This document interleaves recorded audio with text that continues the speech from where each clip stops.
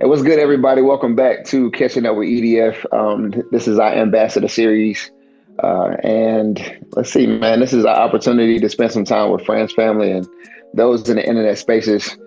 Talk over some fishing and faith, man. We base this segment off 2 Corinthians 5:20, where God talks about us being ambassadors for Christ, helping people know and remember how good God is and His Word. And we do that here by just talking fishing and faith. So before we introduce our guests on today's segment, got to introduce my brother. Got him in the building. What's good, people? CJ here. It's your brothers, your kin folks, it's your peoples here.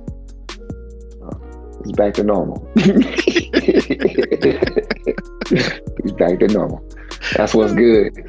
And man, for our guest tonight, this is it's a brother of mine, man. I met him back in college. We were cool back in college. I think as time went on, we got closer. We were at a ministry together as well. He is a very thoughtful person, great father, great son, great friend. He is the type of person that will give you the shirt off his back, kicks off his feet if you needed it. And man, enjoys having fun, kicking it with the peoples. None other though, Donovan Parker. What's up, everybody? How y'all doing? Appreciate y'all having me on. You know it, man. How you doing today, brother? Can't complain, man. Another day. I appreciate all the good stuff you said about me. I don't know if it's all true, but I appreciate it. Hey, we're going to test that theory. Let me get that shit off your back, bro. You got it. Look like my size. No, it was small. It was small on me. That's what's up, man. But yeah, it's a pleasure. It's a pleasure to be connected in ministry fellowship with you guys. I truly feel part of the brotherhood, you know. So for sure, man. For sure. Thank y'all for having me on. Kick it with you for a little bit. Hey, you know it, man. We appreciate you stopping by, brother. For real. Spend a little time with us, man. So we're gonna jump into our questions here. So, hey, Donovan, man, let us know. How did you get hooked into fishing?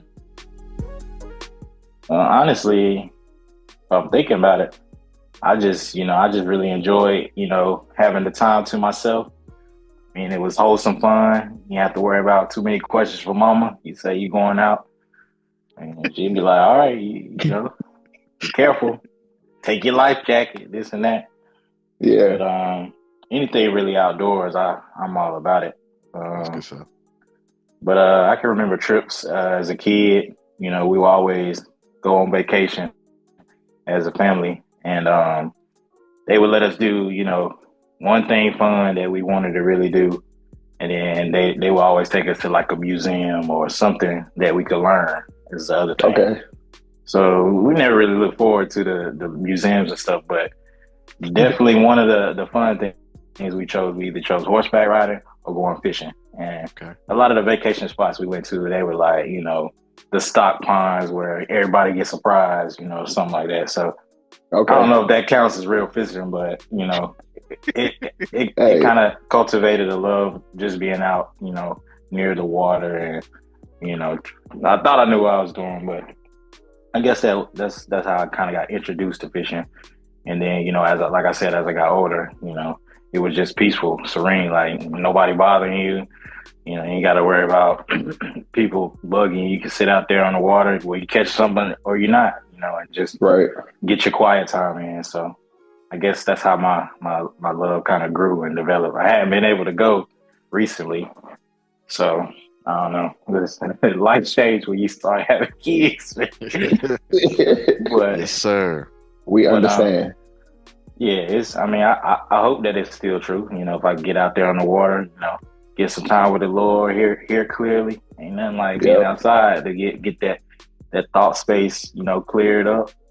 Be able to hear clearly. So once this is one of the pastimes that I like, enjoy being out there doing. So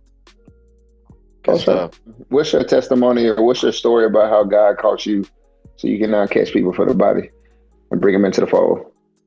Man, that's a pretty good question. I wish I had thought of it, a little more time to think about what my answer would be, but I don't know. Like, I don't know if there was an initial spark, but all the good Bible stories had fish in them. Like the disciples were fishermen by trade, and then Jesus, he did the miracle with the little boy's lunch, and the fish and the bread. So I don't know. I guess it was always something there, but I guess I mean, as men, we always had, the women or this and that, but it was always something about the Lord. He always was seeking after me. So in that manner, I guess it was a progression of things, kind of like, you don't arrive all at once, So Facts. I just appreciate, the journey of, coming to know a little bit about Christ, then a little more, and then how he really showed his love for me down through the years. Yeah. And I mean, that's one of the things I hope people can take away. Like, you don't have to have it all figured out or be perfect, but the Lord, his desire is relationship with you, and he'll walk you step by step, day by day, hand in hand, until you get to the place that he wants you to be at. So that's really my journey, my personal story. Like, I always knew the Lord, but he's drawn me in, kind of like, if we're using a fishing analogy, that initial hook is great, but it don't mean nothing until you get it to that shoreline. You know what I'm saying? Yes, sir. Say it again. That's a good one. That's a good one. So that's been my story. I've always known the Lord, but each day try to get closer, closer and closer to being the man and father and husband he's created me to be. So. Dope. Good stuff, bro. Now, I know we always ask those questions, but I want to know if you had to give yourself, a younger version of you, any guidance to Christ, what would that guidance be? A younger version of you. Well, I don't know, man. I believe that, he's patient and loving God. And if I would have to, go back and tell myself, one nugget of advice, I would be, it's a scripture that talks about, as you draw nigh to him, he'll draw nigh to you. I guess I would give myself the advice, like, man, you don't have to, for me, maybe probably growing up, you don't have to fit in, like just seek after him. Like, who knows where our relationship could and would be if I would have, picked it up when I first felt the nudge, But all in all, I think things happen as they're supposed to. All things work together. But if I could give myself, a nugget of advice, it would be, go after him with all you got. Don't do anything half-hearted. He's got the best for you, so go get it. Don't put yourself behind. So yeah. True. Good stuff. Yeah. For me, lastly, man, look, I know Sean, gave his little introduction on how he met you and everything. So I got to tell this story how we. I know it's coming. You knew it was coming, right? I know it's coming. So, so people, y'all watch it. So, Sean introduced me to Donovan, and Donovan said, "Man, we got to go fishing. We got to link up." And we go to a pond, and we setting up. Me and Streets we do what we do best, We walk around, but we kept hearing splashes. And we trying to figure out where these splashes coming from. We like, buddy, something jumping out there. Something is jumping. Donovan is literally tying a knot that didn't make no sense to nobody, and was launching all his tackle out in the water, and it was just making big splash. And I don't know who told him what not to tie after that. I don't know if it was Sean or me, but it was just so funny because we kept hearing these splashes, and Don was like, Man, I ain't been fishing in a while, but I was like, bro, that knot got to be the worst knot. Nah, it's trash. It was the worst knot time person I ever met. He was just throwing all his tackle away, and I was so glad once he figured it out and once we gave him the right knot to tie, because he was throwing some stuff away. What y'all call that? What y'all call that? A rig, right? Yes. Yes. Talk about the rig. What's the lesson of that? What's the lesson in that? Yeah, what's the lesson of it? Hey, you can have all the intent in the world to go do the right thing. You can be in the right place, right time. But if you're not prepared with the knowledge for that situation, you will throw that opportunity in the trash. Yeah. I'll say that much. So with him, he was at a good pond, had good fish. Good intentions. Good intentions, but he could not get bait presented before a fish with a line to retrieve for nothing. Yep. Oh man. My lesson will be, it's all in how you connect it. You're not connected properly. You can have all the talents, the giftings in the world, but you're not connected to the source. It ain't gonna make a difference. Hey, bro, I'm about to steal that. I'm about to steal Yeah. that. If you're not connected, let me write that down. I like that. You gotta be tied in properly. If you ain't tied in properly, you wasting your time. Wasting your time. Tell him you need that Jesus knot, not that. He says, "You, like, bro." I don't know how many. I did lose a lot of stuff that day. It was like bad, three right? casts. It was like 3 casts. Yeah. And the crazy thing was, you had the God, I can't think of the name of the weights, the ones you pinch on. Oh. And I was like, this dude's either the line snapping or he not tying that knot. I just know your stuff was disappearing. I think it was a knot a couple times, and I think I snapped the line a couple times. I've had that happen a few times on the bait casters.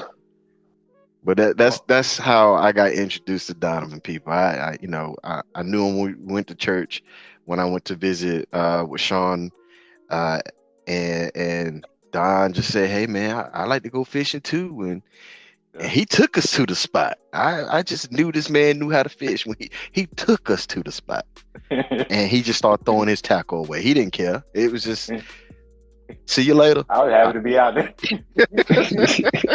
Just to be in the mix. I dig it. Good stuff, bro. I love you for that though, man. I was waiting to tell this story, bro.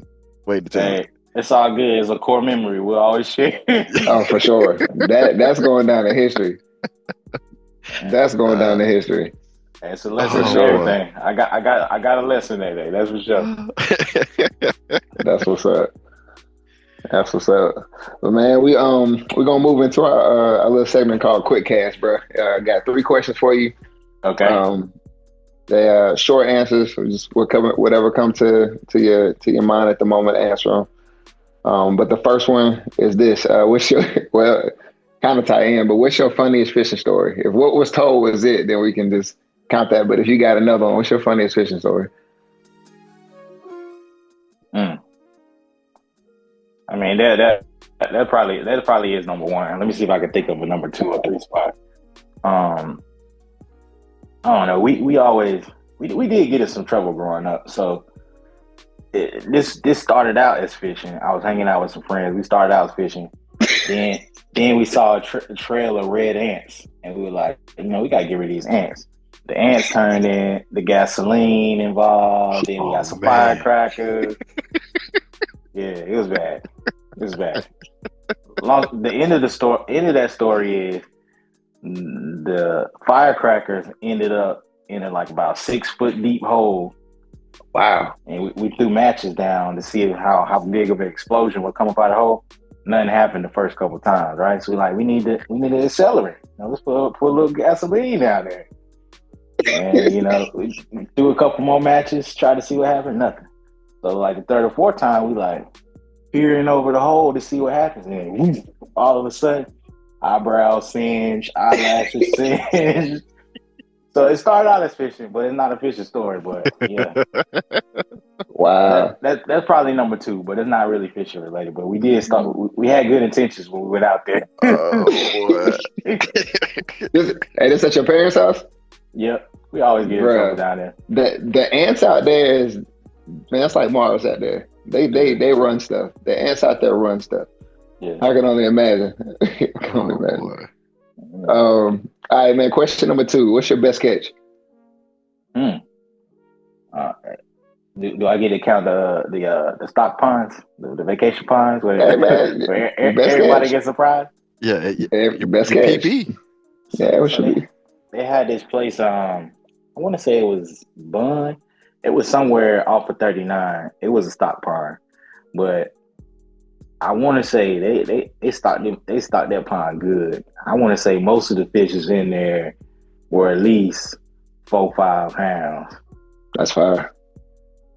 And I mean, you get to keep what you catch. So okay. I mean, so that's probably my record. I didn't have an official number, but it was good size. Okay. Yeah, I'm gonna need you to find out so we can go tap into it. I mean, I don't know if it's still like that, but I'll look it up for you. Yeah.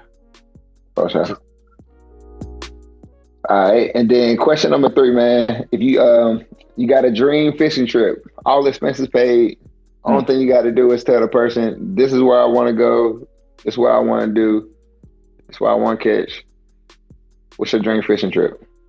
So I'm used to country fishing, so the water don't really move like that. So if I had a dream fishing trip, I would like to go on a boat, maybe saltwater fishing or something that I hadn't experienced before. But okay. I wouldn't know enough to have a location in mind or anything like that. But maybe I don't want to say deep sea fishing, but somewhere out where the water moves a little bit. Okay. Okay. Yeah, I ain't really I haven't ventured into the saltwater fishing myself yet either. Yeah. There's a few spots that I would like to try though. Right. Well, we have kind of experienced the saltwater. I mean, that's kind of, a little brackish, It's the river. That ain't really saltwater. But the water moves a little bit. Oh no, it moves now. It moves. It definitely did. Oh, it's moving. Yeah. It was windy that day too. It definitely did that. Yeah. I gotta get back. I gotta get back out with y'all at some point. It don't matter where we go. Y'all pick the spot this time. I'll be a little better prepared. We got you, man. Hopefully whenever the weather break a little bit more. It was actually beautiful over the weekend. It was just too busy to get out, but seems like the weather about to break here. Honestly, this is one of my favorite times to fish, and going into this end of February, early March, is because mainly any spot you go to, everything is still dead, within forestry. Snakes and stuff ain't out like that. So places that it's hard to maneuver at, that when we go in the summertime, you kind of stuck. Right now, in that early spring window, you can kind of get around a whole spot, get to some spots you really couldn't get to on certain ponds. So we might try to sneak away here in the next, probably the next 2 to 3 weeks, man, because should be breaking a little bit in the weather. But we'll definitely let you know. That is the plan, to get back out more this year. Yeah. So we'll let you know, man. I got some waders in the box that I got to break in too. So I get on that water line for a little bit. Hey, I got some hanging up. They've been hanging up for about 2 or 3 years now. I wore them when I bought them, and I ain't worn them since. So just let me know. I'll bring them out. They too hot. That's the reason I stopped wearing them. And that'd be great for penny bean. Okay. Right. Great for penny bean. So or if you gotta go try to get some of your tackle from out the water. You gotta get it. If you gotta go back and catch it. Hey. Exactly. Don snapped off over there. Gotta go get it. Yeah. Again, bro, it was a pleasure, man, have you on, taking the time to speak to us, man. I really enjoyed the opportunity to speak to any of our brothers and sisters on our ambassadors episodes, man. So again, thank you for coming on, man. Yeah, man. Having me. Brother. Let's see. I guess what's your socials, bro? If anybody want to connect with you, how let you talk to you? Don Pant, DonPant. It's my first name, middle name. I mean, first name, last initial, middle name. But it's almost Facebook, Okay, Instagram. But yeah, that man. Well, definitely. Just once again, we appreciate you, brother. And just closing out for our peoples. Whoever's listening, don't forget to like, comment, subscribe, follow, share, do all the above. This train can't get rolling if somebody don't know about it. So tell your mama and your daddy, your uncles and your cousins about it. Hey, we gonna be here. We necessarily didn't set out to have a podcast. This is really just us shooting the breeze. But we definitely look forward to bringing you faith and fishing through content. So as we close out here, Don, man, we like to say around these parts, man, just a reminder for people, we are ambassadors because of our everyday faith and our everyday father and friend. And as we say around these parts, man, live like the everyday way, brother. It's everyday way, bro. Yes, sir. Man, we appreciate you. You know, man, bless you too, brother. Love y'all. Appreciate y'all having me. All right, man.